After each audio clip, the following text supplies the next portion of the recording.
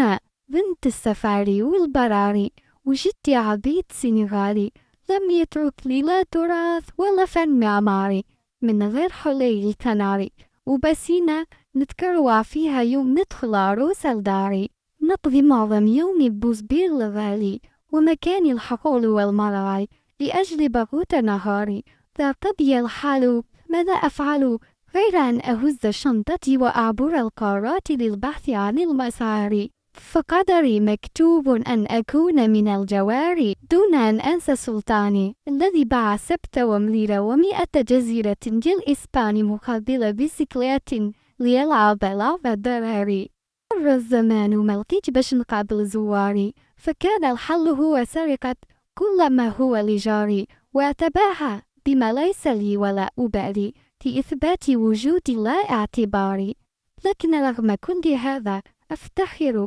بأنني ابنة السنغال.